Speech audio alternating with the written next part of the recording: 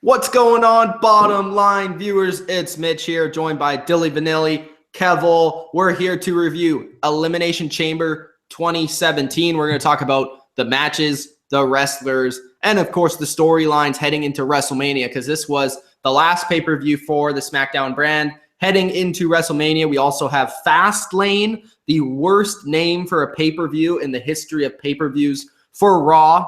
Yeah, Dylan's right. It's a sleep fest. So we're going to discuss the Elimination Chamber and all that happened on this show. And, just get into every match. If we liked the booking decisions, if we enjoyed the entertainment aspect of the matches, and if we thought that the right person won. So guys, let's just start off with, were you entertained by this pay-per-view? Did you like the pay-per-view? And were you excited coming into the pay-per-view? As a SmackDown show, I was way more excited for this show than I am for a Raw pay-per-view, because Raw has been absolute shit and SmackDown has at least been entertaining. So coming into the show, I knew there was 3 women's matches and I was okay with that, and I was interested to see how these were going to turn out and how the matches were going to be booked. Overall, I thought it was a good show. Some slow points here and there, but I think there were a couple matches that were really, really good, especially the Randy Orton, Luke Harper match and the main event. I thought the main event was awesome, with a new champion that we'll talk about a lot on this episode. But overall, I thought it was a pretty decent pay-per-view. And, it's 7 weeks before WrestleMania. I think this was a nice conclusion to the last pay-per-view before the build-up to Mania for SmackDown. So I thought it was a good show overall. I was interested going in. I think that the pay-per-view was mostly in my mind fairly predictable, but I was interested anyway. Although I think there is something that was a surprise tonight that we'll get into. I liked a lot of this pay-per-view, except a couple of things we'll get into. But overall, I really enjoyed this pay-per-view. Certainly. I certainly think maybe one of the top Elimination Chamber matches we've ever seen, maybe, overall. Mm-hmm. A lot of great matches, and I think some surprises, and one thing that was a complete and utter waste of our time, but that's okay. It's okay to have one thing that is a waste of time, not 2 hours of a waste of time. So I tried to say that's actually 3 hours, Dylan. No, but I'm saying there may be, 2.5, 2:45. Yeah. Okay, I understand what you're saying. For me, coming into this pay-per-view, I was excited for one or maybe 2 things. I was excited for the Elimination Chamber match to possibly begin the Era of Wyatt, which we'll discuss, and also the Luke Harper and Randy Orton match, because I like the matches that they put on most of the time. So those were the 2 things I was excited for. I think for the most part, those 2 things delivered, so I'm happy about that. The rest of the card, for me, nowadays when it comes to WWE, I have a couple of things that I look forward to on shows, and the rest I just put out of my mind. Like, I don't really care about them. Like, maybe 10 years ago, I would have been like, okay, I care about the entire card. If the entire card's not good, then it's not a good show. But now it's just like, I want to see 2-3 matches on a card. If they're good, it's a successful pay-per-view for me. But on this card, I think I might be a little bit different than you guys. It might be because of the casual viewing standpoint I was in tonight, because I was watching it with 3 or 4 friends tonight. So it was kind of just casual, just watching the event. And I just felt like probably at least half the show was kind of boring. It wasn't super exciting or anything. I think the booking decisions were right, and I think they made the right decisions from a booking standpoint, so I'm happy about that. But I thought from an entertainment standpoint, about half the show was kind of dull. I can agree with you there. There was some stuff I was kind of towards. I think that they were there was some slow stuff, but there was some good. It wasn't fast paced, but I think that the way that they structured the card tonight is that they built this whole card really up to your final 2. Yeah. Which was fresh and interesting and something we have not seen before. The way that they need to do it. They should be built doing it that every time. they built it up like a slow crescendo, Yes.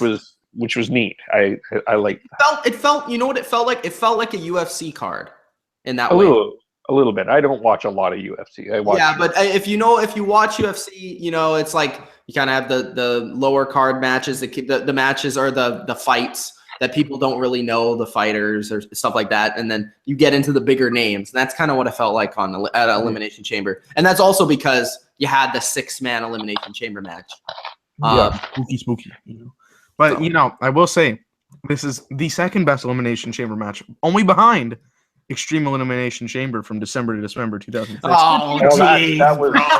Hey, okay. We reviewed that. If you want to check that out, I'm pretty sure I was drunk for that. So if you want to check that out, it's on the channel.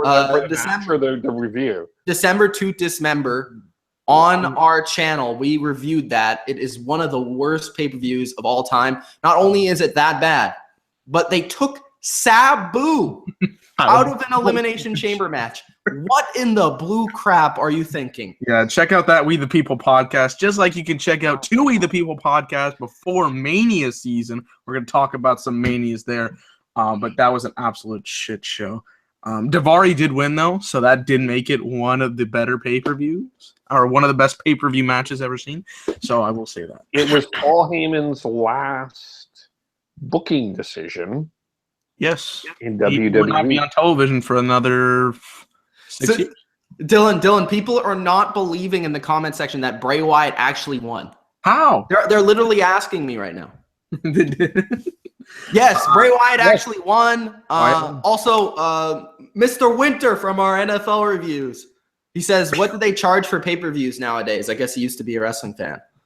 It is a network, so it's $9.99 a month.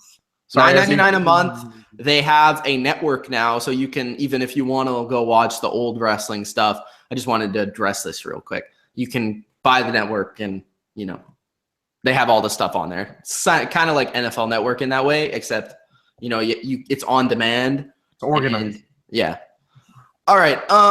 So let's get into it. We'll address the comments in just a little bit, but we're going to start with the opening match, which was Becky Lynch versus Mickie James. This match was okay. I think I missed part of the beginning of it because I was just getting food and coming in. So I missed the beginning of this match. But for the most part, I thought it was okay. I do disagree with the decision of having Becky Lynch win, though. I thought they should have had Mickie James win. I just think that having Mickie James come back and be on the SmackDown roster, reestablishing herself as one of the top women in the division, they should have had her win this match in somewhat of a convincing fashion. But instead, they had Becky Lynch kind of get the sneaky victory. I guess that's okay. I'm not really going to complain either way because at the end of the day, it is a fake wrestling match and I don't care who wins. But Becky Lynch won. It would have been better for me from a booking standpoint, from a character standpoint, if Mickie James would have won. That's just my opinion. I think, you want to see the heel or the kind of veteran in this sense kind of keep getting the victories. And it seems like the youngster isn't really cut out to face this legend. That's the way I would have booked the matches going forward, but I don't know how they're booking the story. So I have no idea, but that's just what I would have done. From the match standpoint, I thought it might have been a little bit better than it was, but it was okay. I actually like the booking decision of Becky being the winner here. I think they've been booking her pretty poor as of late. Even as she was champion, she was more the second background to everything. So it was nice to see her get a win against somebody like Mickie James. If they continue this feud, I think there's a way to do it and have Mickie get a win. So I don't see it as the biggest thing in the world, like you said. But I thought they had a good match. I think the right person went over again. Wouldn't have been mad if Mickie had won. But I don't want to say a dull start, but like when you're thinking opening match, you think it's a little more fast paced. Yeah. And I was like, maybe the tag team turmoil. I don't know. Dylan, I would have done the same thing. If I was booking this card, I was like, I probably would have had Mickie James, Becky Lynch start first just because I would have probably thought that it would have been a good starting match. Mm-hmm. Maybe they didn't really perform up to what was expected. I'm not sure. I think the only reason that was because there was 3 women's matches and they needed to. Yes, that's also something. And that might be also the reason why I thought the card was a little dull tonight. Just at the beginning, the undercard was a little dull just because the 3 women's matches, which I'm really not used to. I don't think any wrestling fan is used to that. I don't think that's ever happened before. 3 women's matches on a I think that's actually the first time. I think that's the first time. Yeah, I think tonight. Nothing wrong to women's wrestling. It's just when it's not it's different. It's a different style. It's harder to kind of, there's watch on a consistent. I don't mind women's wrestling, but I don't like seeing it that much on a card. That's just my opinion. You can hate on me for that, but whatever. No, I think honestly, like if I'm a booker, and I've been pretty supportive of women's wrestling here. If you have a book card, I would say you get your women's title match, of course, and then if there's a really, really good feud, you can put that on as a second match. But either this match or the Natalya and Nikki Bella thing had to be cut, in my opinion. So that's maybe why it was a little bit dull. But overall, I thought that was a good match. I think the right person won. I agree with Dylan. I think the right person won, especially thinking about who won later. I think that actually plays into that story very well. So, and Mickie can get a win over her at some point in time. It's not that it's not the end of the world here for Mickie, I don't think. Mm-hmm. Okay, I want to adjust the comments real quick. We got some raging questions over here. Kinked Block says, "Hey, bottom line view. Do you think Goldberg will win the Universal title from Kevin Owens?" That means he's in all caps. Yes, I do. Bro, settle down on the caps, bro. I'll get your question, man. Well, we will answer the question. It's all good, man. Goldberg will win the title in negative 1 minute and 26 seconds because that's the he'll beat him way faster than Brock Lesnar because Brock Lesnar's a beast. So yeah. Winter thinks I'm hating on the ladies. No, bro, I love the ladies. He's wrestling wise. I'm the same. I'm the same when it comes to UFC.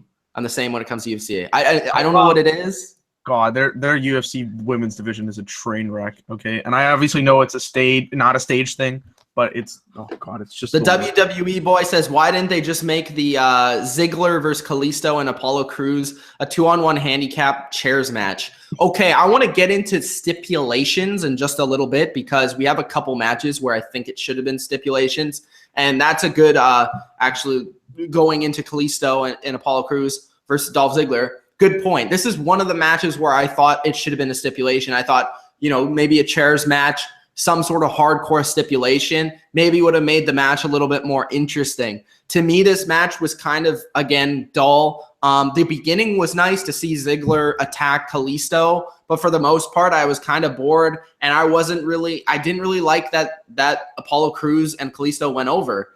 I didn't understand the booking of this. I don't know. I would have had Dolph Ziggler win this match. You've been booking him to be a heel. And first off, guys, I don't really like the fact that this guy that is like, I guess, why is a small guy facing 2 small guys and one is a heel and 2 are it's just weird. No. My questioning isn't this match supposed to be the opposite way around where it's 1 face versus 2 heels? This doesn't work the other way around because that's a thing to do. But also, if 1 heel was like Braun Strowman, it would make sense. But Dolph Ziggler is like 6 feet, like 200. Yeah, and freaking Apollo Crews is probably 6'4" and 260. I don't understand. He's like 6 foot, but he's like 240.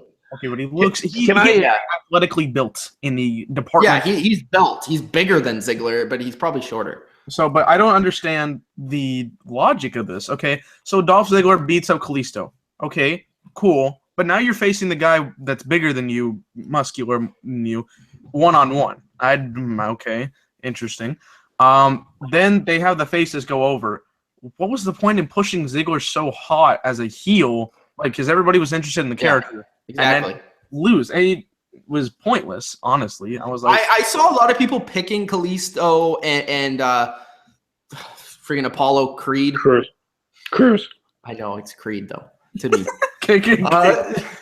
Also Apollo Snooze. I don't know what you want to call it. But, these two guys, a lot of people were picking these two guys to beat Ziggler. In my opinion, what is the point? You haven't built up Apollo Crews, Apollo Creed, Apollo Snooze. You haven't built this guy up. What is he? I was trying to ask Mike. I was like, he's watching this match. He's like, man, Apollo Crews, man, this guy has the body and the athleticism of a champion. Okay. And I'm like, bro, what is his character? His character is that he's a smiling lunatic. That is his character.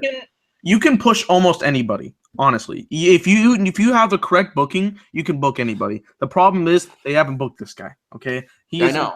He's a big. I don't dislike. Okay, Dylan, I want to defend myself. I don't dislike Apollo Crews. I don't dislike him. They haven't done anything, and that also goes with Kalisto. Kalisto should be in the cruiserweight division. We have a mention here. He should be the IC champion. I disagree. I think he should be the cruiserweight champion. Yeah, he's not going to be the next Rey Mysterio that can go for the IC title. I'm just saying, Apollo Crews, he just goes like this, and then beats people up, and I'm like, that's not. Yeah, I don't know what he like. If anything, nowadays the smiling guy is a heel. Like, it's weird. Yeah. Mitch, what is his character though? Like, I don't know. I don't know. Well, that was probably the worst. Go ahead, Kibble. Oh, no, go ahead.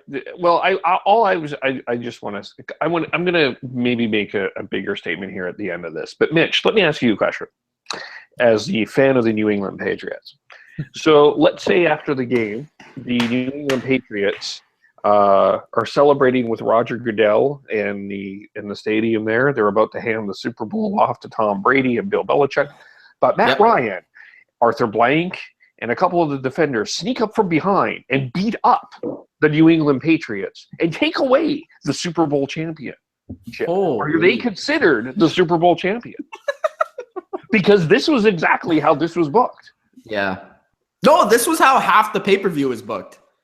Well, this specifically, I'm going to make this statement to the WWE. I know what you're saying. Like, the guy that gets the beat up at the end isn't the guy that won the match. Yeah, like you don't go by who beat up someone after. This is why the problem with their losses. Kevin, the problem lies in even making this match in the first place, because you tie yourself into a corner. Because do you make these two faces lose, or like then they look like dummies? They just look like bums, jobbers. Yeah, Well, at least there's a way to book yourself out of that. Having Ziggler lose, you blocked yourself into a corner. By the way, Block, we'll see you at WrestleMania 33, bro. I want to bring this up. Yeah, say hi to us if you see us. Yeah. Sure. We'll be signing autographs free of charge. Oh yeah. Yeah, free of charge because we're not gonna get any money. A picture of me there. Kevin will be there in spirit. By the way, if you guys do see us, check us out. I want to say this. This is just a side thing. It has nothing to do with this match. The commentary tonight was atrocious. Okay, I've liked SmackDown's commentary, but tonight they were absolute shit until the main event, and then they started big. Mamma mia, suicito from the top rope. But Dylan, they used one of your favorite statements later on in the match. Yes, they did use the cash me outside. Okay, my problem with it was that you had Morrow set it up, and then Otunga looks like an idiot over here finishing it off. I'm like, maybe I'll check out. Okay, this is what I want to go back to Kevin's fantasy booking of the Super Bowl. So this is what would have happened.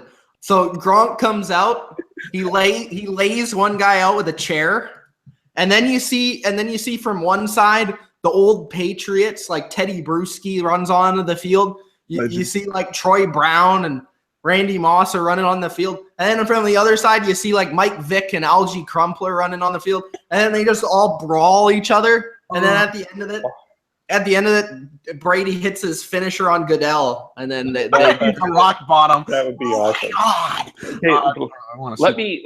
Hey, this is what I want to say though about Dolph Ziggler, and this is a memo to the WWE. Seriously, if you don't want him to win because you seem to not be interested in giving him any wins like this, just let him go. Let him go. Let him prosper somewhere else. Oh, I know. It's so frustrating. It's the same thing that happened with Cody Rhodes. They obviously weren't invested in pushing Cody, and then we see what he's doing in the independent. And do you notice that it's the same sort of guy though? It's the same built guy. The same built guy. He's kind of he's kind of in the middle, you know, and you don't know really. He's very talented, but you don't know if he's a champion or if he's a mid-carder. And it seems like the fans want him to be something more, but you know, it's kind of in a difficult spot, and WWE doesn't know what to do with those sort of guys. It's kind of like they've never known what to do with those sort of guys besides Shawn Michaels. So also they put this on. They had a little bit later on the show. They did a little tried to do an interview on one of those WWE.com exclusives, and they interviewed Ziggler, and he's like, "You don't want to talk to me, man. Get out of my way, man." And I'm like, What's the point of trying to make this guy like this intimidating dude? I'm not intimidated by him because I know I can pin him. He's going to beat me up after, but I'm going to get the win. Yeah. The object of this game, quote unquote, is to win. Okay, this is like another football analogy. It's like the Browns being like, we're going to injure every player on your team, but you're going to win. Yeah. Yeah. God, the Browns. Yeah. And to Fran in the comments, I don't know who you're talking to. If it was me, if it was Dylan, if it was Kev, thanks, though. Thanks, bro. He said you rock. I got a 33.3% chance, so as long as I didn't get it. I have a 22% chance. But anyways, do we have any final thoughts on this match, or do we want to move on?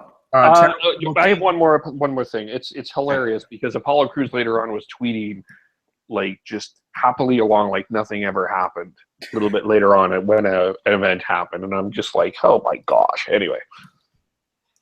Okay. Probably this was the worst match of the night. I will say the Dolph Ziggler match? Yeah, and it was not because of the performers, it's just because of the way that this thing was structured. It didn't help. It also felt like a SmackDown match. Yes, it did.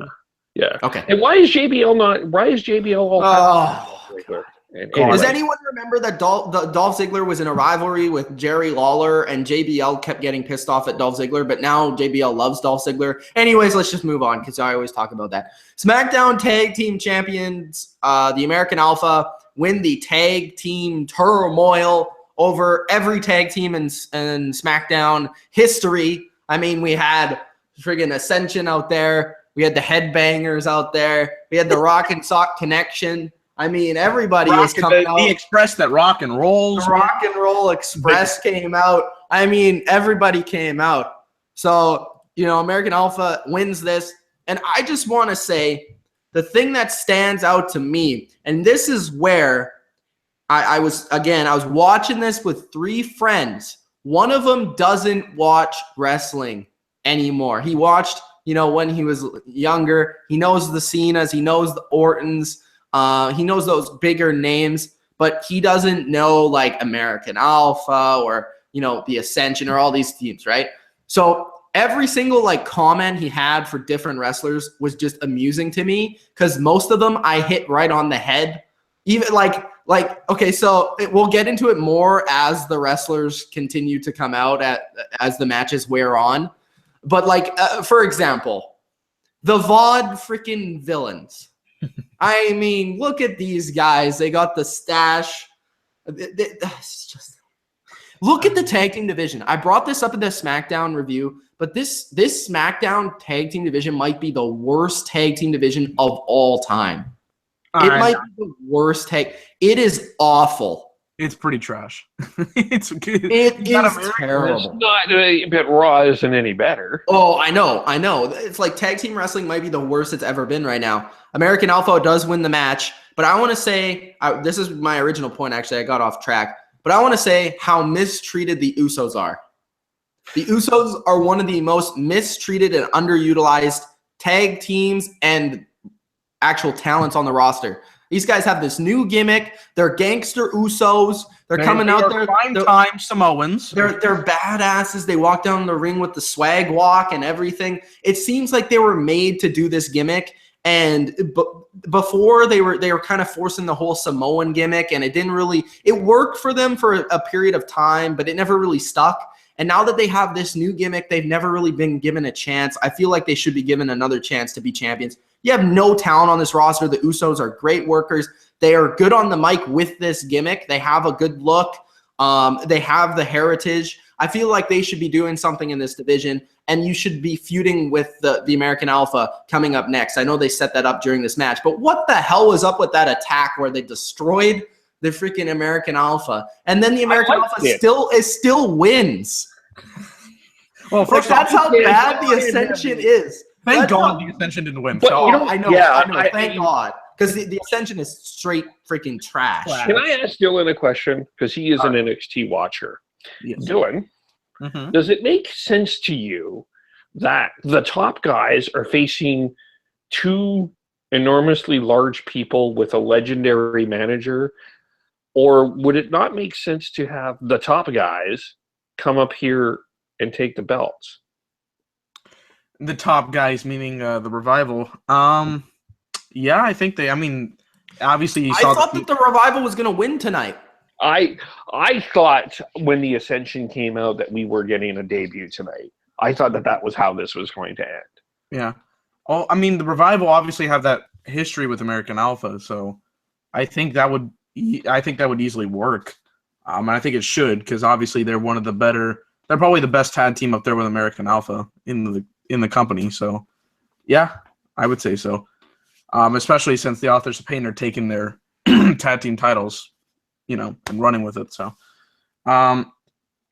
this match was, I think it was the worst of the night. I'm just being honest. If I have to explain here, Rhino and Heath Slater, they were good at one point. They had all the hotness once they were debuting in August and September. But now that they've lost the tag team titles, they've lost their luster. For sure. Ascension is straight trash. Who's some of the other teams? I don't know, man. I don't ever understand. I'll never understand how people thought the Ascension had the it factor. No, and I don't either. I will never understand that. When we've always had this discussion, some kind of inside joke between us. But when they debuted 2 years ago, right, and they came up and they had that one stupid ass segment with all the legends, I was like, look, they're trash, right? But if you're going to build them up, don't have these legends attack them, okay? It was stupid. It's one of the worst booking decisions. So that was stupid. You have a team like the Vaudevillains who cares about this team? Mike said they should have been cut, like straight cut from NXT. Like they should have never been brought up, just cut. Like in training camp, just cut right straight I find that off. weird. I thought Mike would be supportive of him. The Fashion Police, holy shit. Okay. Two guys. Okay, hopefully no one takes offense to this, but this is literally a Magic Mike gimmick. No, this is. They really shouldn't. If you take offense to that, oh god. I honestly like Tyler Breeze has talent. If you watch some of his stuff in NXT, and then when they brought him up, they gave him the fire real quick. And Fandango, I don't even. He had two guys. WrestleMania went over Chris Jericho, and now he's over here prancing around in a police uniform. Get the fuck out of here. So I don't understand that the booking of this was fine up until the very end, where the Usos attack American Alpha just for American Alpha to win. I like the attack. The attack was cool. The attack itself, because you're setting up the next feud, but it's a three-way feud. So how's that? That's the only thing, because it doesn't really help the Usos. I don't know. I just did not like this at all. I think what you did do. I guess the benefit of this is you separated who you think your top tag teams are, and who is not. I guess that's the problem. Is the Ascension shouldn't be on your top list of tag teams. No, but the problem is that they don't have that much talent in the tag team division to begin with. So when you limit all those tag teams on the lower card and push them lower, you're not really helping yourself out there. You kind of put yourself in a corner. This is how I feel. SmackDown right now is going for the quantity approach over the quality approach. I feel if you just kind of had a match, let's say Usos versus the American Alpha, more people would be intrigued than having all these other crappy tag teams involved with this. Ever since the Wyatt family kind of left the tag team division, it's just been like straight downhill since then. But there's not much else to fill in there. I mean, American Alpha won. It was a whatever match. There's a lot of stupid tag teams in this division that they need to fix or get rid of. And I think the NXT, I think I've been saying this for weeks on end, the NXT division, even though I don't think NXT is particularly their strongest right now, their strongest division is their tag team division, and it's the strongest tag team division in the WWE right now. So that's not about to become not true. Well, once they transition. Well, if the revival lose, once the revival comes up, and then DIY, because they're about to go to the powers of pain, as I like to call them, versus the heavy machinery, which is not exciting me in any way, shape, or form. At all. Machinery, Jesus Christ. Yeah. So this was shit. I wouldn't say it was shit. It's just it wasn't. It's maybe part of it. Part of it is what we talk about when we talk about the cruiserweights. Is there's no. I'm not really interested in these people. There's no character to them. I'm not like. There's not a lot of substance in these. And Mitch, when you were talking about this last week with me, and I said that SmackDown doesn't have the same talent as Raw, you said that they built them up so they're better. Yes. Yeah, good point. This division didn't. Yeah, that's a good point because I was talking again, with my friends when I was watching the pay-per-view. I'm like, SmackDown has done a really good job of elevating their talent, except for the tag team division. Their tag team division consists of every couple of weeks, 1 or 2 matches on the show, and that's it. No promos, no character development, no the thing that starts with a vignette, like nothing to help these characters out. We don't understand what their purpose is, what they're doing on the show, why the American Alpha are the way they are. I mean, we still don't really know that, even though we don't know why Fandango is dressing like a sailor stripper. We don't know why the Ascension face paint like Venom Spider-Man. I mean, I don't understand what's going on here. Why do the VOD villains? How are they villains? How does the VOD villain? How does a VOD villain? And on top of that, this I guarantee they will not have a WrestleMania match. I'm pretty much putting that out there. So. I think it'll be a tag team championship match in the pre-card, pre-show. In the pre-show, yeah, but the main card they're not gonna have one. Yeah, probably. Okay, let's move on to Nikki Bella versus Natalya. I think the WWE boy said that he liked this match. Let me look. Wait, what's up? He said WWE boy said that the Natalya and Nikki Bella performance tonight was actually really good. Not gonna lie, they were kicking ass. So that's the comment for this match in particular. Nikki Natalya, I thought it was okay. I mean, it built up from the beginning. I thought it started slow. I mean, man, I gotta say, Nikki looked amazing tonight. I didn't want to say that, bro, but man, oh man, started it off. Man, got a couple comments in here. So I can say that first. Nikki Bella looked great tonight. I'm just gonna say that. Looking great. She had the Phoenix Suns look. Oh, yeah, she had the Phoenix Suns look. She posts Insta pic. You can check that out if you haven't seen it. Nikki versus Natalya. I liked the story coming in. I really liked what they were doing in the segments. If you watch the SmackDown reviews, Dylan, Kev, myself, we've all loved what they've been doing with this entire thing. And tonight, I felt it kind of felt a bit flat because it didn't have that total aggressive tone, although they picked it up after the match ended. But again, this is another match where I thought it should have been a street fight. It should have been a fight.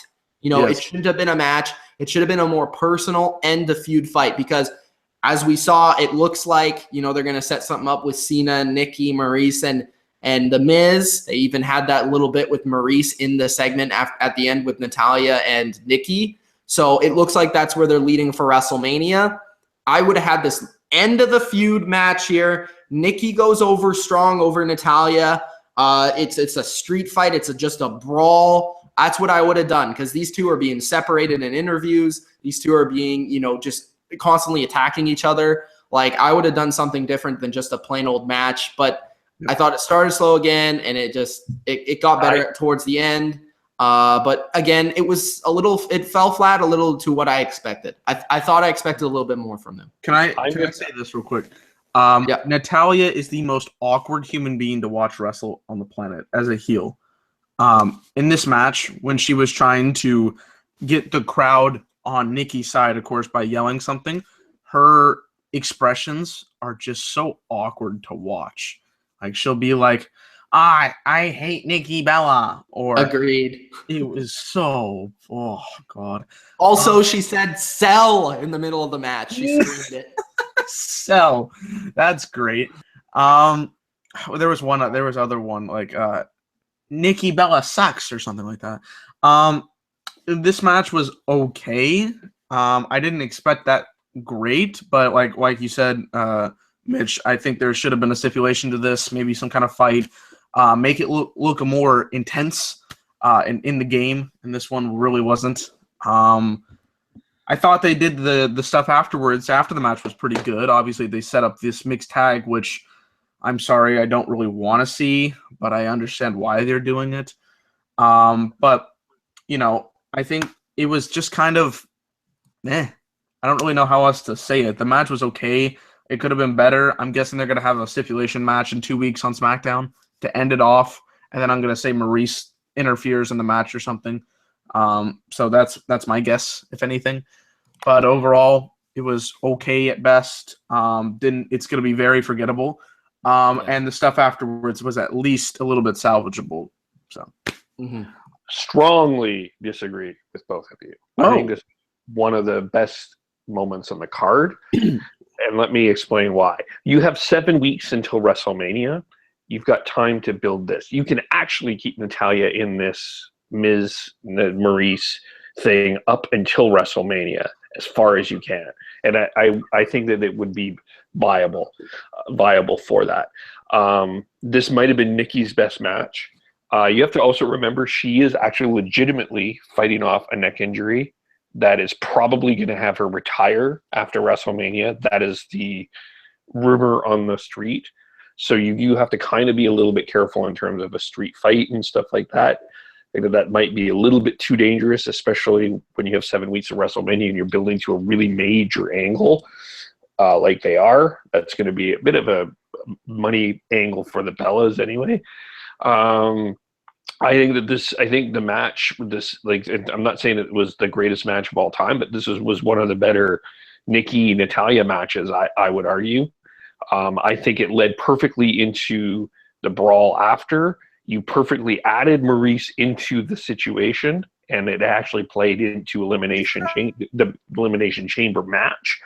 And so you can keep this going for a little bit longer while you're building up to WrestleMania. You don't have to give this all away tonight. You can keep. This is what I did like about the pay-per-view, is they gave you enough to keep you interested on the road to WrestleMania, to keep you watching each and every Tuesday to see where you're going to go with this. So I appreciated that for that factor of it. It was a nice touch adding Maurice. You didn't need to add everything else in there. You didn't need to overbook everything. You just made it simple and you continued the story, which I appreciated. So I really liked what they did tonight. I mean, I see your point. I just don't think it's that exciting to have Natalya in there. I guess I can see where you're going, but it adds a different element into this match, right? Because you're adding someone that can possibly interfere or cost the match or cause a problem in that mixed tag team.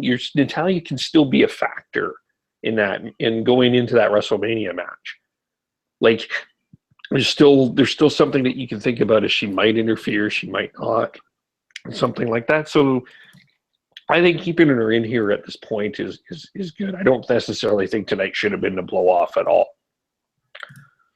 Interesting. I think I'm going to say something that may sound a little bit ridiculous, but I think this is a little bit more. This storyline right now going forward is a bit more interesting to me than Owens Jericho going into WrestleMania. Sorry, yes, I said that. Oops. Serious. Kev, I won't disagree because Raw is straight, utter freaking trash can. But this is the thing that they did tonight is they only gave you a little bit, which was fine. I was fine with that because you had. I want to say this. You said something that kind of bugged me, and it kind of bugs me a little bit. What else you want from Nikki Bella? She's not a bad wrestler. No. I said that this was one of her best. Yeah, I know, but it's like acting like Nikki's never had a good match. A lot of people. Oh, I never meant to say. Like Nikki has improved a lot from like where she started. My point was to compliment. She does a better STF than John Cena does. Yeah, actually. Yes! Oh my god, I saw the STF and I'm like, okay, this actually looks like a chokehold as opposed to. It looked like Nikki's face or Natalia's face was turning white. I'm doing the STF of Cena. Yeah. Oh god, am I gonna choke? Oh my god, like it's not even near your fucking face. Okay, so I want to bring up something that wasn't this match, but Carmella and Ellsworth. Did we like that? Right after, wasn't it? No, it happened interchangeable, in between matches. Okay, yeah. There you go. Did we like that? Did we not like that? It was one of the worst things of 2017. It is a nomination of one of the worst angles of 2000. This was terrible. It was. I don't understand what was happening. He just kept repeating what she said. Exactly. I had no idea what else. I don't know where this is going. Is my question. Yeah, that's my question. Like, I want to see where it goes. I'm not going to judge it until I see where it goes, because if they're going in a certain direction that I've not thought of, then it's fine. But like right now, it looks like a waste of time because I like Carmella. Obviously, when both her and Alexa Bliss came in at the same time, we're thinking both of them were going to. By default, I'm going to like Carmella. She was not only a Patriots cheerleader, but she was also a Lakers. Oh my God! Come on, how can I not? Oh my goodness! You just get oh god, and then she was with Enzo, and oh my god, you just gonna make a triple threat. I just it's not like she needs to be women's champion right now, but if you're gonna have this angle, like have something happen. Like I don't know where they're ending with it or what's the point, but this segment was at best passable and at worst not needed. It was not passable in any way, shape, or form. It was 5 seconds long, Keppel. It was. You know what made it? No, they did this 2 or 3 times, and what made it worse is I don't know where anyone has sat in a theater or in somewhere to watch an event that someone is behind you with a microphone, standing awkwardly, asking you what you think. So, Mitch, what do you think of this event? Man, they have issues. They have issues.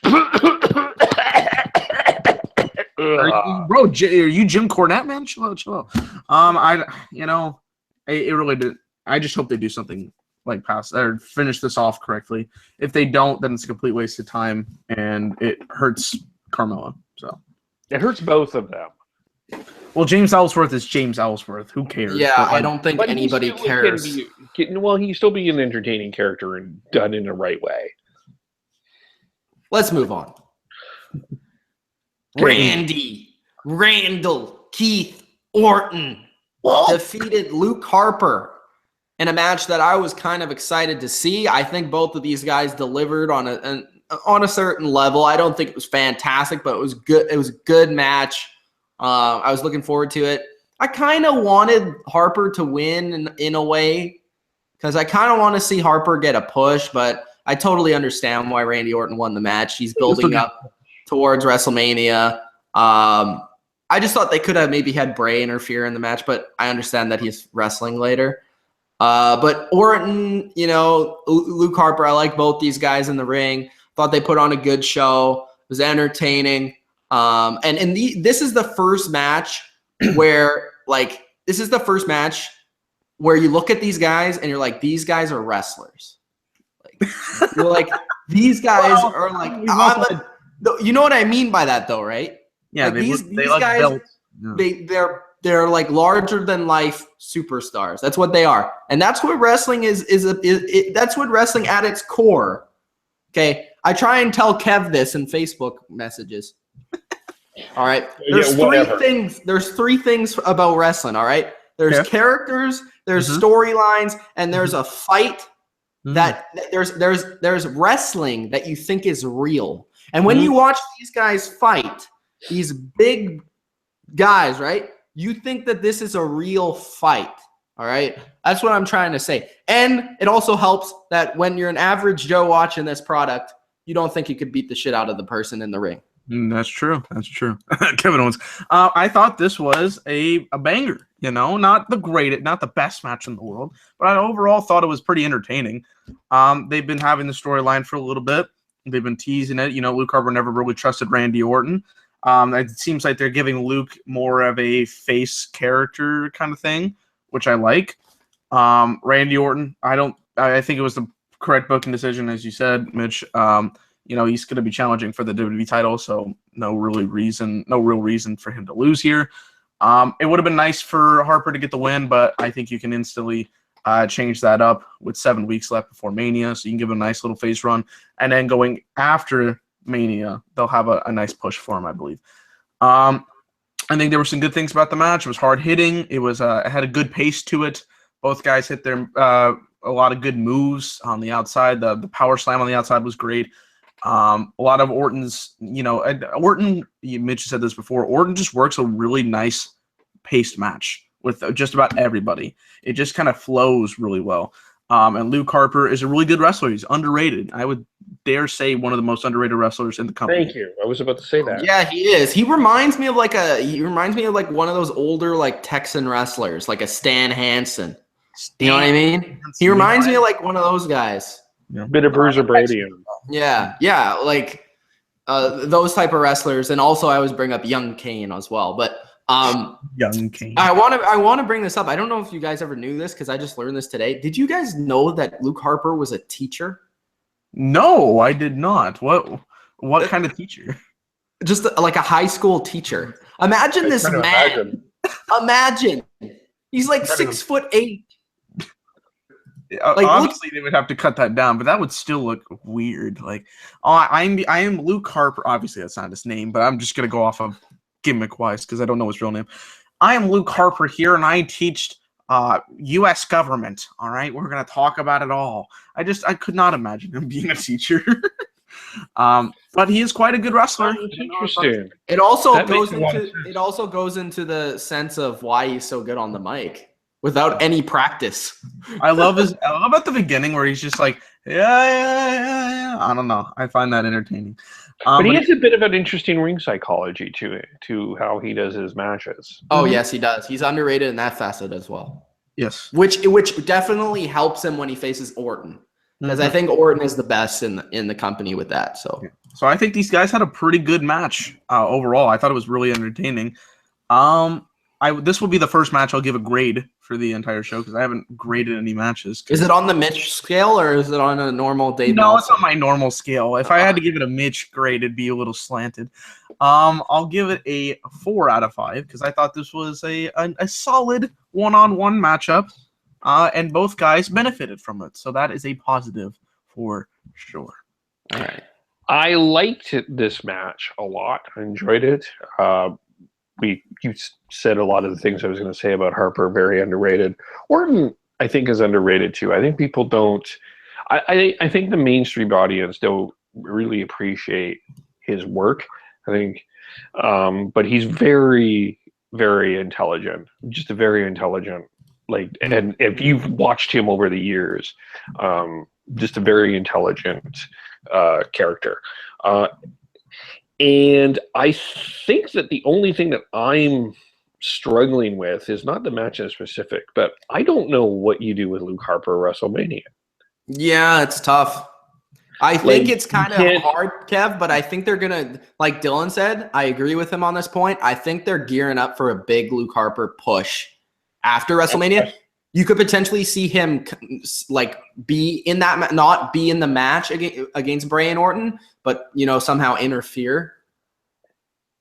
He might not be on the card, but he might interfere. I honestly don't know if they're going to do their same Intercontinental Championship ladder match thing that they. I think it's heading towards Ambrose and Corbin. After actually now that I remember that's something they can bring up. So that's interesting, but I think they're going to have a big push for him very soon. So I'm interested for that. don't mind what I just dropped on the ground. Would you do a triple threat? I don't think so. I think it's too hard to book. I think they would book themselves in a corner. I think it's too difficult to book Luke Harper in this championship match quite yet. I think he needs a push first. And plus Mania, like I think that more of as a one-on-one, let's finish the feud thing.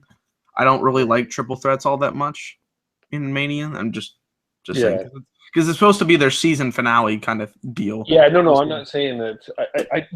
I don't know. I was on the way that I saw that how they ended SmackDown was I think that they were there. It was something that they're thinking about because I don't know what they're going to do with Luke Harper, and I don't know if they know what they're going to do with Luke Harper. No, but I don't think that they can. I think he's very. I think this is one of those things where, like we talk about in sports, where someone has created a problem. In a good way, Luke Harper's created a lineup problem for like a quarterback controversy. Yeah, in a sense, because you can't keep him off the card. Yeah, because he's been that good. Okay. Maybe you put him with maybe you give him the belts with Rowan, but I don't feel that helps Harper in any way, shape, or form. Putting him back in the tag team. No, I'm interested to see if even Rowan comes back. He's scheduled to. Okay. What would he do? I think you know what I would have him do? I would have him go to Raw and I would have him attack Strowman. Oh god, that'd be a huge match. I think he's so bland. Yeah, I would repackage him. I would repackage Rowan too as a wine connoisseur because he's actually is a wine connoisseur. Did you know that? I could not see that. I could not see that. I can see Kevin as a line. Of the Wyatt family today. Does he wear one of your hats, Kevin? I don't think he does. No. Just like the 7 foot tall guy with the Kevin hat. I would die laughing. Okay. And you guys do know that our WWE champion used to be Husky Harris. I just want to point that out as well. Yes. Husky Harris. I was chanting that while the match was going on. Okay. I still have to, 3.5 years before when they did that shit when he debuted. Oh, God. I wanted to yell out the freaking TV. Bunch of assholes. Okay. Let's go to Naomi and Alexa Bliss, the SmackDown Women's Championship match. Naomi picks up the surprise victory. Interesting. So I want to see what they do with this. I'm not going to complain that much because I think like the whole Naomi is the face champion. She's going into Orlando, her hometown, as champion. I think it'll be interesting. I'm not going to complain too much, although I really like Alexa Bliss, and it kind of sucks to see her lose the title right now. I think that they're heading towards a multiple woman match at WrestleMania. So for Naomi to win, I really don't think that this is a huge deal. It's going to head in. I think somebody else will probably end up winning the title at WrestleMania anyways. So they could go many directions with this. But it was nice to see Naomi just in general to get this win because, she was in the Funkadactyls. She was held back a lot. She always had kind of the potential in the ring and the athleticism and all that stuff. I want to see them try and develop this glow character a little bit more. But as for the match, it was okay. Again, I thought it was an okay match. It wasn't great. I thought there was only 2 more than okay matches on this card, which we'll get into the last one in a bit. But Naomi winning was just a cool moment to see. But besides that, I don't really care either way. Okay, I understand the point here, and I'm okay with Naomi winning. Like, she's good and whatnot. But my problem is how they booked Alexa Bliss to lose the belt. Okay, so thinking back here, we'll go back on our train to No Mercy of last year. They had this match where Becky Lynch was not scheduled or was out with some kind of injury or whatnot. So Alexa Bliss still needed a match. Naomi comes out, re-debuts, or gets back in after her injury. She beats Alexa Bliss. Fast forward to Royal Rumble. They have this match, 3-on-3 tag match. Naomi picks up the victory against Alexa Bliss. 2 days later on SmackDown, they have the same match. Naomi beats Alexa Bliss. And here tonight, on pay-per-view, Naomi beats Alexa Bliss. Why can Alexa Bliss not get the victory over Naomi one time on SmackDown if you're going to have this match? But doesn't that play into the story? Of what? That she didn't underestimated her? Well, that does play into the story. There's some interesting psychology here that I mean, I see your point and to a certain extent. To me, I think that it's better to, if you're going to do this Orlando story and the local story, I think it's better for her to come out of WrestleMania with the belt, not go into WrestleMania with the belt. Right. And look, I don't think she's a bad champion. I think she's good. I think Naomi is good. The way that they built this up with Alexa Bliss, however, I just think kind of undermined her championship run. You know what I'm saying? Like, I don't understand what they were trying to do with that. I still think. Go ahead. Sorry, I interrupted you. Go ahead. No, I was just gonna say I still think it's good, but if you were going to build up to that and Naomi winning, I would have liked to see Alexa Bliss get something back on her. So. And I think she possibly could. I mean, it's, again, 7 weeks till WrestleMania. We have time to do some interesting things on SmackDown, so she could possibly get the belt back. Mm-hmm. But I think the whole underestimating her, sort of that experience, not able to get that win, I think it's sort of sort of the opposite Charlotte. She hasn't been able to beat Naomi, so she can get that win.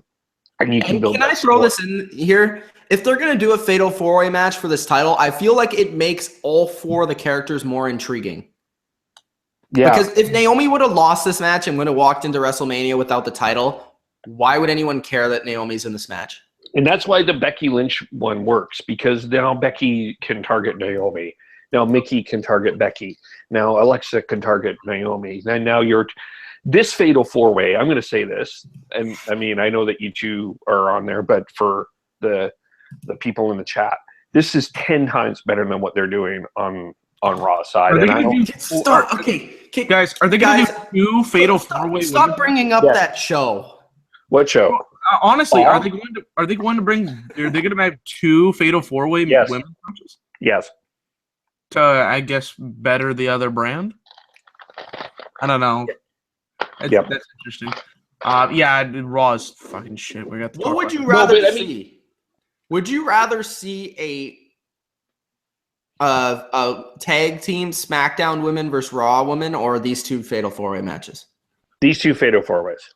Okay, I was just want to throw it out. I would say these 2 fatal 4-ways, just because we've seen how a multi-women's match can be, how good it can be. I think a multi-man match would be like really boring. Plus, it was Survivor Series. True. I'm okay with this. I hope they do something good with the women's to make it worth it. I'm gonna give it time. I'll give it time. If they had built up the Alexa Bliss to lose, more in a better situation, I'd be a little more happy with it. But I think it's not clean in the way that like Kev said, she underestimated her. She wasn't fully prepared. Well, in the storyline sense. Yeah, because she flipped her hair in the beginning of the match. John Cena booking. Yeah. Well, congratulations to Naomi, for first win and everything. And I think let's just, if we can just spend a couple minutes on that. Like I think the theme of this too is and on Twitter she got a lot of praise, because I know how hard she's worked to get here, and unfortunately that story wasn't necessarily played up as much on SmackDown as maybe it should have. For that, but which is fine. But I think people are really happy she got it. There was legit tears. I think it's a really good story of someone who has worked her butt off to get to this point. And that's why I'm hopeful about her being champion going into her hometown at WrestleMania. Hopefully, they will bring those stories out. Yeah. So, I want to point out that our boy Arian is now in the chat. Arian, Bray is motherfucking champion. Hell yeah. He said the night where Chance the Rapper undeservedly wins the rap album of the year. Bray winning the title makes up for it. I actually don't mind Chance winning it. I just don't like all the bandwagon people that are like, oh my God, Chance won. And then Aaron also says, we need to learn more about Naomi. And I don't care about the Grammys. Fuck the Grammys. All right, continue. We need to learn about. Don't care about the goddamn Grammys because Chris Brown ain't performing. We need to learn about Naomi. They need to build her. Also, I want to bring up this tweet from Dwayne The Rock freaking Johnson. Dwayne! He says, hell yes. Big fan of his talent and couldn't be happier to a better dude. Or couldn't happen to a better dude. Welcome to the club. Enjoy the ride and have fun. Congrats, brother. Bray Wyatt. Legend. Oh. So there you go. Wait, this shatters kayfabe because they had the segment on WrestleMania.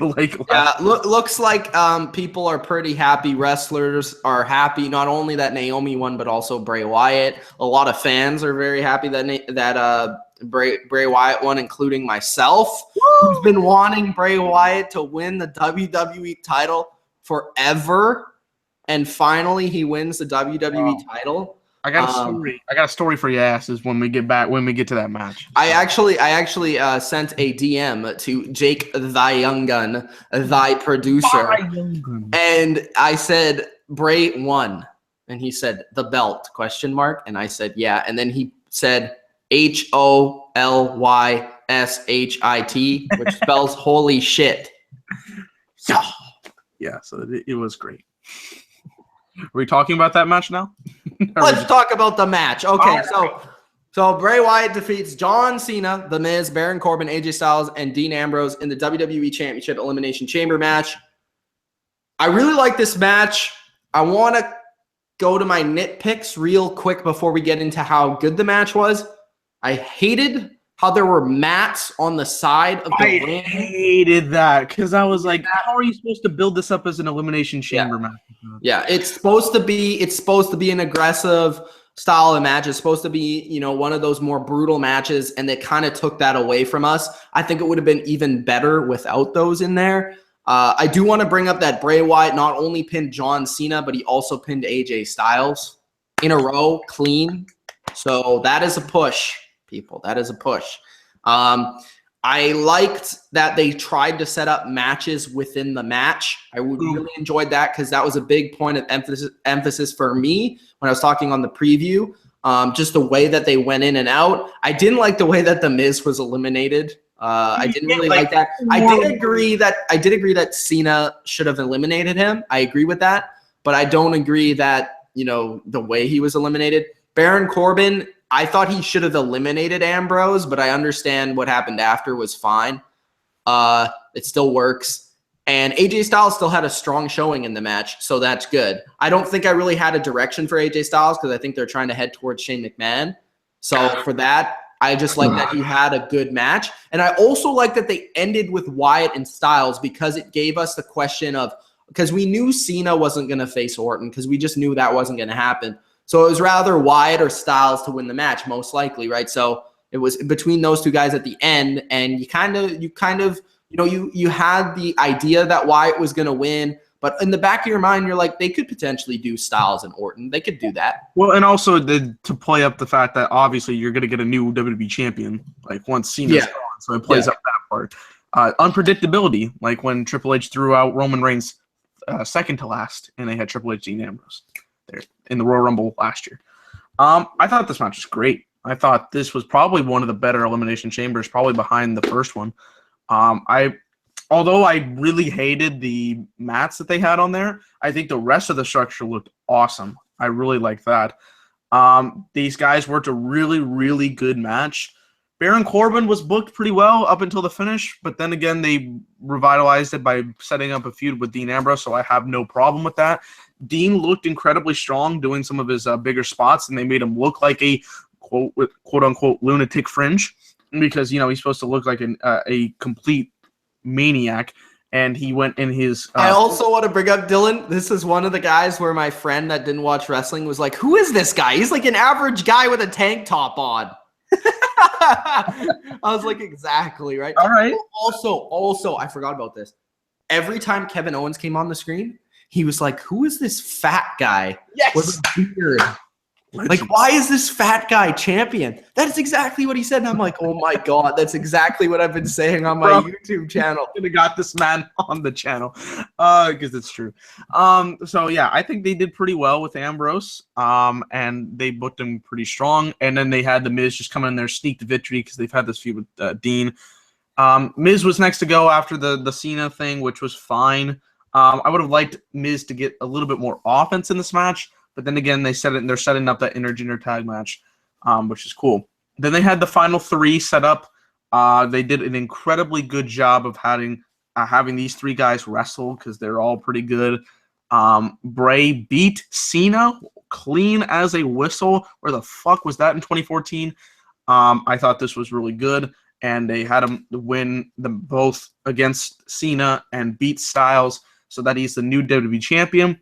This guy has 3.5 years to get to this moment, and everybody's like, "Oh, people have waited 10 years." Okay, well, the guy had a character right there in the grasp of his hands to win the title within the first 6 months, and then he was booked incredibly shitty with his feuds against Cena and Taker and name another one. Like almost anyone else, they would have been done. Like Bray Wyatt is that talented that he was able to stay there. Because his character is so freaking good, and his promos are so freaking good, and his matches are so freaking good.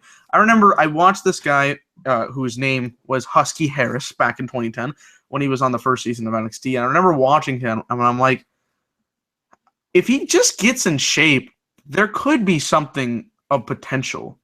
But they did not care because he just looked like a fat dude.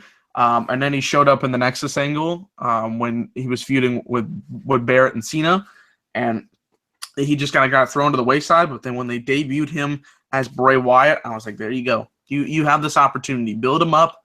Give him 6 or 7 months, Mania, or a little bit after Mania, you got the title right in your hands. And then so much shit went down. The Cena feud, just being demoted to this non-rate group, not having a single, not an Intercontinental Championship title reign, a U.S. title reign. The only title he ever held was the tag team title 2 months ago. So that's absolutely crazy. He deserved it. Great match. I think most of everybody was booked incredibly strong, minus The Miz, but there's a reason for it. And overall, I think this was a pretty great match. I would say this is probably the second best Elimination Chamber. 9 o'clock. Yeah, I'll talk about the match first, and then we'll get into Bray. I think I didn't mind the match. I understood why. I think they were trying to keep people healthy for WrestleMania. You already are dealing with someone like Seth Rollins, who's already questionable, and you have one match on the teeter if it's going to happen or not. You want to try to keep it. I mean, I know that's the chamber, but you got to keep it somewhat safe. So I didn't mind that. I thought the chamber looked great. Really liked it. Looks great. Looks great. I loved that they started with Cena and Styles. If I could nitpick a little bit, my nitpick would have been I would have considered actually dropping Cena first, and then you would have went with the whole. Because you're guaranteed a new champion. You're guaranteed a new champion. I would have considered that, but I understood why they did it the way that they did it. It's fine. Well, you could have done it because Cena was literally lying there for like 15 minutes on the side of the chamber. It was hilarious. Yeah, once he fell from the cage, yeah. Yeah. Ambrose looked good. Corbin looked good. And the final two, Styles and Bray, I thought was excellent. I thought they had some really good chemistry. I don't know how you're going to book Styles and Shane McMahon as a face heel, because it's very clear to me that AJ is pretty much face now. So I don't know what you're going to do there.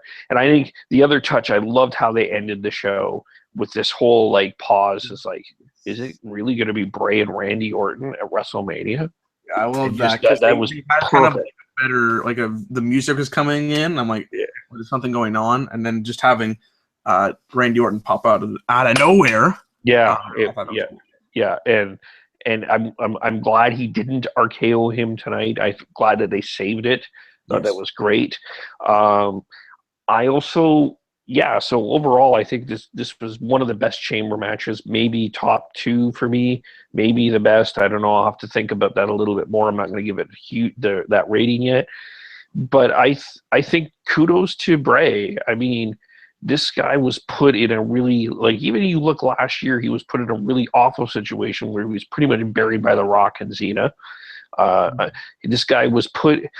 This guy's had his ups and his downs. I mean, I think a lot of people felt he should have beat Cena a couple WrestleManias ago. He didn't. He didn't have a great match against The Undertaker, but he was injured during that match. I think he was working with a broken ankle, if I remember correctly. Yeah. He's had his ups and his downs, and you're developing a character that I think is unique to wrestling. It's going to be one of those ones that people will remember for a long time, and you're going to have your ups and your downs. And I think this is great that he's got his first championship. It's well deserved. I think congratulations and kudos to him for getting to where this spot is. And it's hard to, as a fan, it's hard to boo this guy. Really, I mean, he's earned it. He's legitimately earned it, and I think there's a good even story there.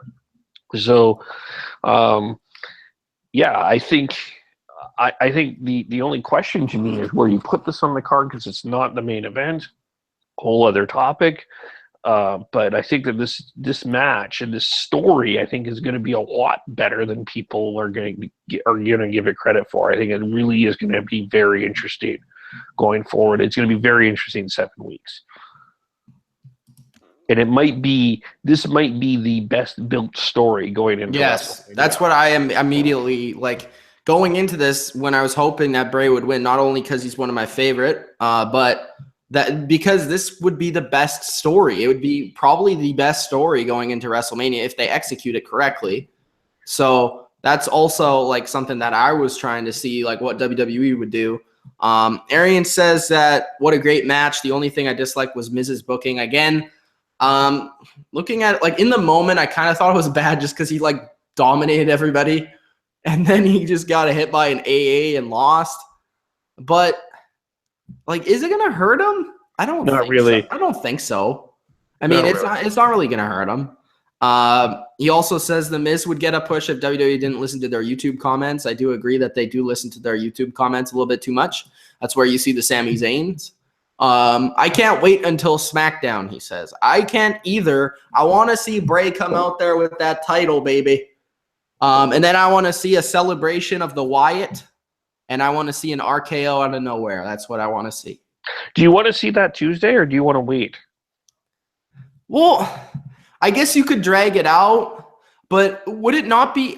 You gotta give it like probably at least 3 weeks of Orton turning on Wyatt, so that you can build the whole story of Orton knowing the Wyatts and Orton being inside of the Wyatt and Bray's head and knowing how he operates and all that stuff. You need to build that story as well. You know what I mean? Yeah. So you need to give it the right amount of time. I can see why you'd want to give it a couple of weeks to do that spot and kind of build that tension up. And I think that's a good idea, but you also need to be wary of the time that you have to build the actual story for the match. Yeah. 7 weeks. They got 7 weeks. Melvin says, finally, the king has been crowned. Legendary. Okay. And by the way, the King of Kings posted a celebratory pic of Bray Wyatt. So Triple H, knows who's the best in the company. Okay, guys. Any other comments about this match? There was also a picture with him and Naomi as well on Twitter. Oh, Nice. Yes. Nice. Yeah. I think going into WrestleMania on the SmackDown side, I think we've established pretty much where we're going. In some ways, I don't know how I still don't know how we're going to get to Styles McMahon. I don't either. And That's I the one I question. Well, they built it up. They've hinted at it. I know you think he's a face right now, Kevin, but I don't really consider him 100% face. So I don't know. I think there's a way you could do it. I know he's considered. He's just. I don't see the fans not cheering him. I think there's a way.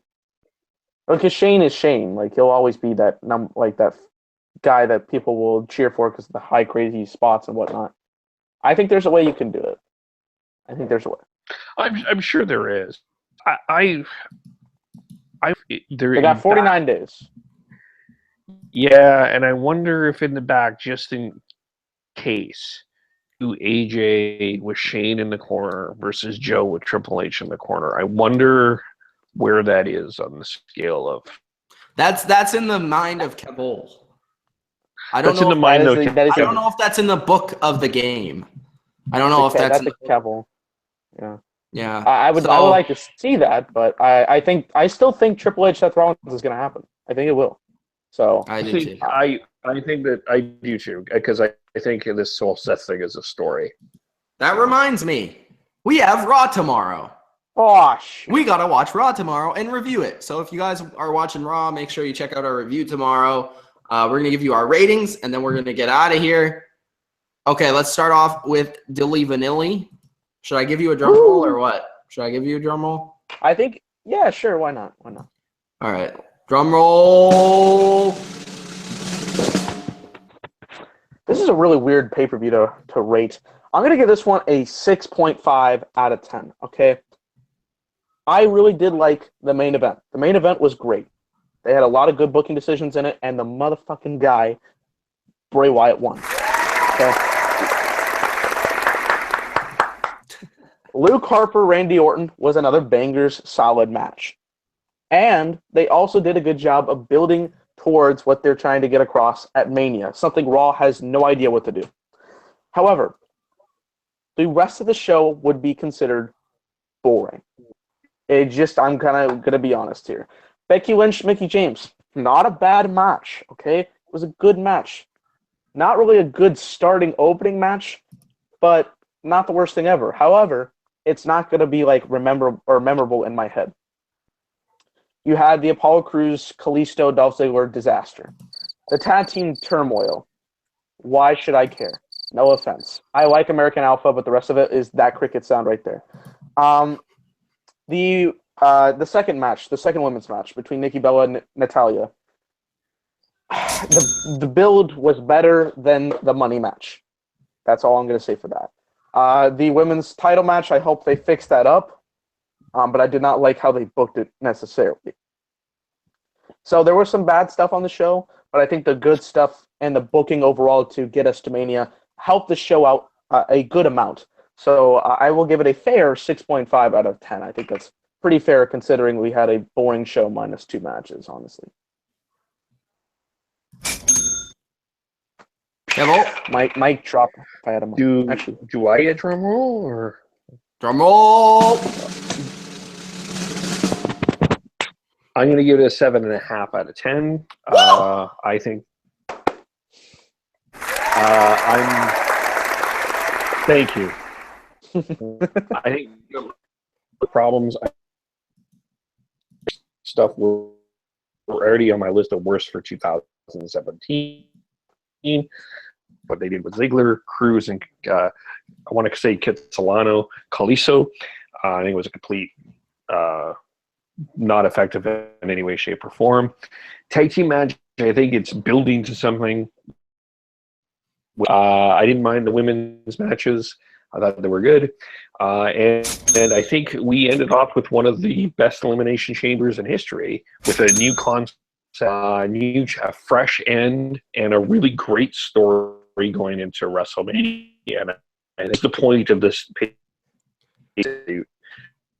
road this WrestleMania. So the objective of the pay-per-view is to get to WrestleMania. We are on the road to WrestleMania. And for SmackDown, it looks good. So there we go. 49 days till WrestleMania. I'm going to WrestleMania. Dylan's going to WrestleMania. We're going to be at WrestleMania. If you're going to be at WrestleMania, yeah, Kevil's sorry, not. Kevil. We might get a picture of Kevil and put him up, but we'll see. We'll print a huge picture of you. I'll put it on a beach towel, and we'll get it ready to go. That would be epic. All right. My grade. I will give this pay-per-view a 6.5 out of 10. For Bray Wyatt winning, I will give it a 10 out of 10. But for real, I'll give it a 6.5 because, I've been waiting to see Bray Wyatt as champion. He's my favorite wrestler right now. So that's great, And I just feel like the rest of it kind of was boring other than the Orton Harper. But like Dylan said, I'm pretty much I'm on the line with Dylan. I'm right in the same territory as him. I liked what they booked, and I like where they're going. I just thought some of the matches were a little dull and a little boring. but the ones that I wanted to see delivered. So for that, it's a positive grade. And overall, it was an entertaining show and a good moment to see Bray win the title. And you know, we're both going to the show, so we're heavily invested as to what is going to go down at Mania. And I think they did a good job with that. So we are interested. You know, you guys can still check us out. We'll be there 47 days from now because we'll be there on the Friday before. So, you know. Yes, that is you true. See us, talk with us, you know. We'll talk also, YouTube WWE, please release a shirt of Bray Wyatt that I actually want to wear. Thank you. Because their shirts are trash. Because I want to buy not one. all three. There's a new one out. Is there? Called I Am Fear. Yes. I might have to check that out. They should have one that just says the Era of Wyatt. There you go. The Wyatt era is here, you know. Yes. Okay, guys. But So it's been Mitch. It's been Dilly Vanilli. It's been Kevo up the bottom line view. Do we plug stuff? We can plug stuff because Kevo wants to plug stuff. Wow, that's sad. That's sad. Kevo, plug yourself. Okay, if you are a fan of the show Riverdale, heads up, listen up, because starting tomorrow, we are doing a weekly review of the show Riverdale on my podcast. Ooh. Yes, friend Jennifer and I will be doing a weekly review. It will be Sundays after, but we're going to start this Monday. We're going to review the first 3 shows, get into the characters a bit, get into our theories of what is going on with the show, and then we're going to go ahead and do this every week. I'm stoked. Once a week, the Riverdale podcast. Ooh, I like that. Of course, you can check me out at WrestlingGod27 if you haven't already followed me already. A lot of banger videos are coming out with just 7 weeks before Mania. You know, I'm going to have a lot more topic videos. I need to plan them out. I'll probably mass produce them because, you know, I'm a busy guy, but always supportive, and I'm loyal to the channel. So, you know, stay tuned for more topic videos, top 10 list on that thing. Of course, we're gonna make a separate video a little bit closer to Mania about what videos we're gonna do then. But we're going to have a roundtable discussion about our favorite Mania moments, possibly a drink here and there. So you know you gotta stay tuned for that one. It is going to be a banger for sure. That weekend's gonna be a banger. So stay tuned for the content. A lot of stuff is coming out with 7 weeks left to go. NFL in the rear. Also, Dylan. Also, isn't there a new show coming out with? Oh yeah.